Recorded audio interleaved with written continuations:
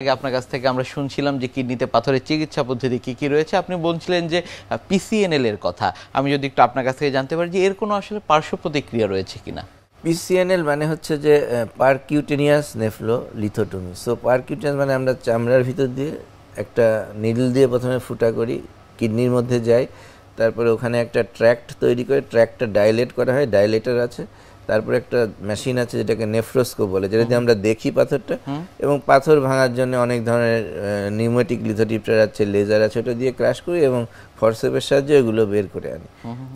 করার পরে আমরা ওখানে একটা টিউব দিয়ে রাখি, নেফ্রোস্টমি টিউব, আর একটা নিচের দিকে ব্লাডার পর্যন্ত যেটাকে বলে স্টেন্ট, ডিজে স্টেন্ট, ওটা দিয়ে রাখি। এখন কি হতে পারে পার্শ্ব প্রতিক্রিয়া বা কি কি কমপ্লিকেশন হতে পারে, সেটা হচ্ছে প্রথমত এখানে তো ব্লাইন্ডলি করা হয়, কোনো কিছু ইনজুরি হতে পারে।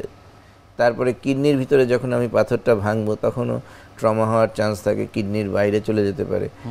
মেন যে কমপ্লিকেশন হয় ব্লিডিং। কিডনি বডির একটা অন্যতম ভাস্কুলার অর্গান, সো যখন এখানে ফুটা করা হয় ব্লিডিংয়ের চান্স থাকে। তো আমরা এমন জায়গায় করি কিডনির পিছনের দিকে যেখানে রক্তনালীগুলো থাকে না সাধারণত, সো এই কমপ্লিকেশন একেবারেই কমে গেছে। আমাদের হাতে এখন রেয়ারলি কমপ্লিকেশন হয়, দেখা যায় যে হলেও একটু ব্লিডিং 1-2 দিন থাকে, তাছাড়া মেজর কোনো কমপ্লিকেশন এখন আর পিসিএনএল থেকে হয় না বললেই চলে। কিডনিতে অপারেশন করবার পর আসলে রোগীর ফলো আপটি আপনারা কীভাবে নিশ্চিত করে থাকেন? কিডনিতে অপারেশন করার পরে আমাদের যে জিনিসটা খেয়াল রাখতে হবে যে তার এই যে ফুটা আমরা করলাম বা কাটলাম, যে হেমাচুরিয়া, কিডনি রক্ত যাচ্ছে কিনা প্রস্রাবের সাথে, হ্যাঁ, সেটা দেখতে হবে। দ্বিতীয়ত হচ্ছে ইনফেকশন হচ্ছে কিনা। ইউরিনারি ইনফেকশন থাকলে অনেক সময় সেকেন্ডারি হেমোরেজ হয়, সো ইনফেকশন যাতে না হয়। আর হতে পারে যে এই যে কিডনিতে আমি অপারেশন করলাম, স্টোনগুলো ভাঙা হয়, স্টোনের ফ্র্যাগমেন্টগুলো অনেক সময় নিচে নেমে এসে ইউরেটার বা প্রস্রাবের নালীটা ব্লক করতে পারে, সেটা যাতে না হয় সেজন্য আমরা একটা স্টেন্ট দিয়ে রাখি। সো এগুলো, এই সমস্ত প্রিকশন নিলে সাধারণত তেমন কোনো কমপ্লিকেশন হয় না। কতদিন পর পর সেই ফলো আপটি প্রয়োজন হয়?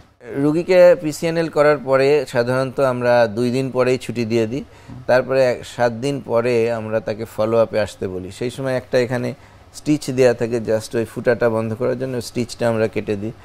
তারপরে রুগীকে সাধারণত যে স্টেন্ট বা পাইপটা দেওয়া আছে ভিতরে ইউরেটার ভালো রাখার জন্য, ওটা 3 থেকে 4 সপ্তাহ পরে আমি খুলে দিই। তো 3-4 সপ্তাহ পরে একবার ফলো আপ করা হয়, 1 সপ্তাহ পরে একবার ফলো আপ করা হয়, তারপরে প্রয়োজনে অথবা 6 মাস পরে আবার ফলো আপ করে। একটা ইম্পর্টেন্ট ব্যাপার যেটা মনে রাখতে হবে যে এই পাথর যে বের করলাম আমি, পাথরটা আগে আমি বলেছি বিভিন্ন ধরনের পাথর আছে, তো ওই পাথরটা কেমিক্যাল অ্যানালাইসিস করলে আমরা বুঝতে পারবো যে কি ধরনের পাথর। তো এটা জানার সুবিধা হচ্ছে যে কেমিক্যাল অ্যানালাইসিস করে যদি আমি জানতে পারি, আমি তাকে ডায়েটারি অ্যাডভাইস দিতে পারি, যেটা খুব ইম্পর্টেন্ট ভবিষ্যতে যাতে আর পাথর তৈরি না হয় বা সম্ভাবনা কমে যায় পাথর তৈরি। একই কিডনিতে বারবার পাথর হওয়ার সম্ভাবনা রয়েছে কিনা, সেক্ষেত্রে আসলে বারবার অপারেশন করার প্রয়োজন হয় কিনা?